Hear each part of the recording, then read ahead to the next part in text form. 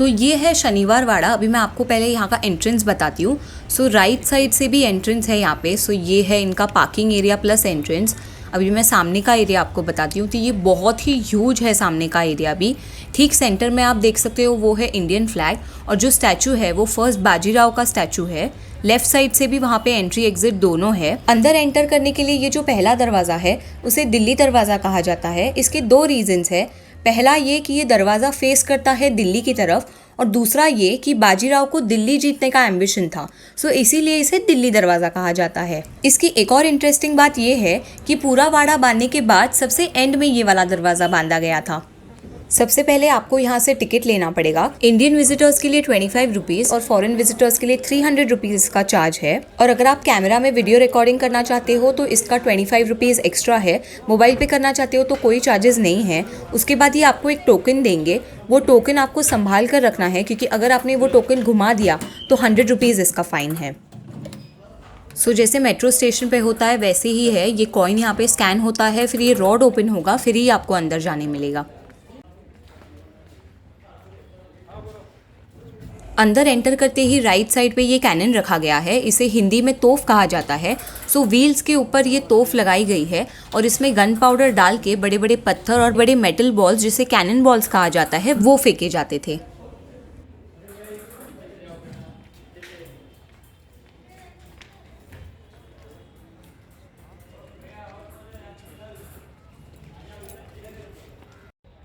शनिवार वाड़ा की थोड़ी बहुत हिस्ट्री इस पर लिखी गई है। सो 1730 में जो पहले बाजीराव पेशवे थे उन्होंने ये वाड़ा बांधने के लिए शुरुआत की थी। 1732 में इसका बांधकाम पूरा हुआ, और ये पूरा वाड़ा बांधने के लिए 16,120 रुपीज़ का खर्चा हुआ था। 1828 में यहाँ पर आग लग गई थी, जिसके बाद वाड़ा का जो बेस है बस वही बच गया था।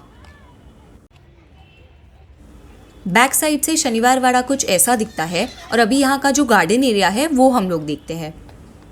मैं आपको बताना भूल गई कि शनिवार वाड़ा संडे को बंद रहता है, और बाकी के दिन ये सुबह 9:30 बजे से शाम के 5 बजे तक खुला रहता है। सो हम लोग थोड़ा सा जल्दी आए थे 10-10:30 के आसपास, इसीलिए भीड़ कम थी।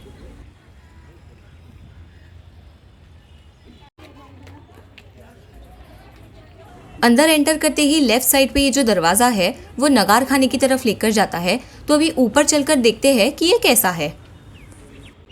शनिवार वाड़ा के अंदर की सारी सीढ़ियाँ काफ़ी बड़ी थी। आप देख सकते हैं कि हर एक सीढ़ी के बीच में जो डिस्टेंस है वो काफ़ी ह्यूज है, तो इसलिए चढ़ते वक्त और उतरते वक्त थोड़ी सी तकलीफ हो रही थी। ये है नगार खाना, और ये जो पिलर्स आप देख रहे हो ना वो सारे लकड़ी के बनाए गए हैं। 1828 में जब यहाँ पर आग लगी थी तब नगार खाने के एरिया में आग नहीं लगी थी, इसलिए ये एरिया सेफ रहा। नीचे आग लग गई थी, तो आप देख सकते हैं कि इसका सिर्फ बेस ही बचा है।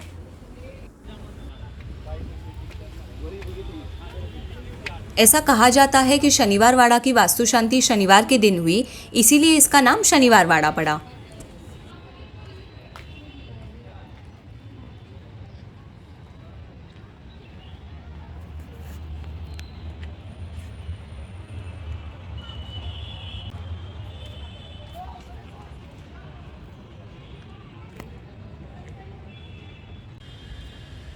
अभी हम लोग शनिवार वाड़ा के राइट साइड पे आए हैं। तो राइट साइड से व्यू ऐसा है। यहाँ से हम लोग सामने जाएंगे और शनिवार वाड़ा के लेफ्ट साइड पे भी जाएंगे और देखेंगे कि वहाँ पे क्या क्या है। अभी हम लोग शनिवार वाड़ा के एग्जैक्टली ऑपोजिट साइड पे आए हैं, सामने वाली साइड पे आए हैं। अब यहाँ से नीचे देखकर आइडेंटिफाई करना थोड़ा सा डिफिकल्ट होगा कि वहाँ पे क्या हुआ करता था।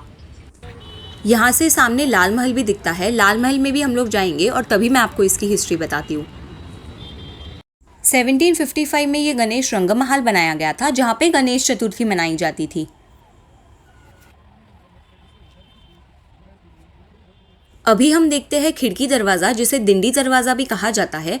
15 सिपाही इस दरवाजे की देखभाल किया करते थे और ये दरवाज़ा हमेशा बंद हुआ करता था, और इसके बाजू में ये जो छोटी सी खिड़की है ना, बस वही खुली रहती थी। तो ये था शनिवार वाड़ा के बारे में। अब ये जो टोकन इन्होंने हमें एंटर करते वक्त दिया था वही हम इन्हें वापस देकर यहाँ से एग्जिट लेते हैं। इसके बाद हम लोग जाने वाले हैं लाल महल देखने। लाल महल की भी एक बहुत ही अच्छी हिस्ट्री है, तो आप इस वीडियो को एंड तक ज़रूर देखिए। अगर आपको वीडियो पसंद आया होगा तो लाइक कीजिए। अगर आपने मेरे चैनल को सब्सक्राइब नहीं किया है तो चैनल को सब्सक्राइब करने के साथ ही बेल आइकन को भी ज़रूर क्लिक कीजिए। हम लोग सैटरडे को आए थे और यहाँ पे बहुत भीड़ थी। मेजरली यहाँ पे स्कूल और कॉलेज की ट्रिप्स आई थी और काफ़ी सारे फोटोग्राफर्स थे जो यहाँ पे प्रैक्टिस करने के लिए आए थे। सैटरडे वीकेंड था तो बाय द टाइम हम लोग निकले यहाँ पे काफ़ी भीड़ हो गई थी। ये पार्किंग एरिया देखिए कितना फुल हो गया है। ये है लाल महल। ये ओरिजिनल वाला नहीं है, ये बाद में रिकंस्ट्रक्ट किया गया था। 1630 में शहाजी राजे भोसले ने जीजाबाई और छत्रपति शिवाजी महाराज के लिए ये लाल महल बांधा गया था। 1640 में उनकी पहली शादी जो सईबाई से हुई थी वो इसी महल में हुई थी। उसके बाद 1645 में जब उन्होंने तोरना फोर्ट कैप्चर किया उसके बाद वो यहाँ से गए।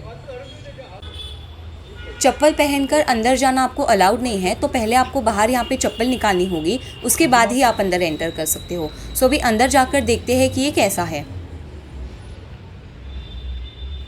आपको वो किस्सा याद है जिसमें छत्रपति शिवाजी महाराज ने शाइस्ता खान की उंगलियां काट दी थी? वो किस्सा ना इसी महल में हुआ था।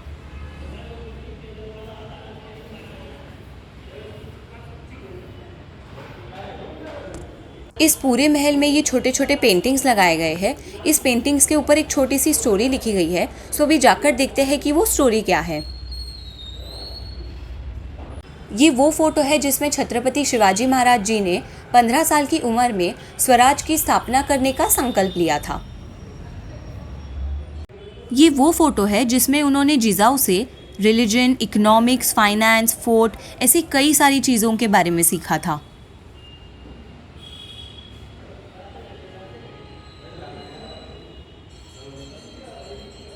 इस फोटो में जिजाऊ छत्रपति शिवाजी महाराज जी को रामायण और महाभारत की कहानियां सुना रही है। ऐसी और कई सारी हिस्टोरिकल कहानियों के फोटोज आपको यहाँ पे दिखेंगे और फोटोज के नीचे थोड़ी सी इंफॉर्मेशन भी दी गई है। ये यहाँ पे जिजाऊ का एक स्टैचू बनाया गया है। अनफॉर्चुनेटली ऊपर के फ्लोर्स पे थोड़ा सा कंस्ट्रक्शन वर्क चालू था तो हम लोग ऊपर नहीं जा पाए। ये देखिए, ये जो मैंने आपको किस्सा बताया था ना शाइस्ते खान की उंगलियां काटने वाला, वो ये वाला किस्सा है। सो इसका भी एक फ़ोटो यहाँ पर बनाया गया है और नीचे थोड़ी सी इन्फॉर्मेशन भी दी गई है।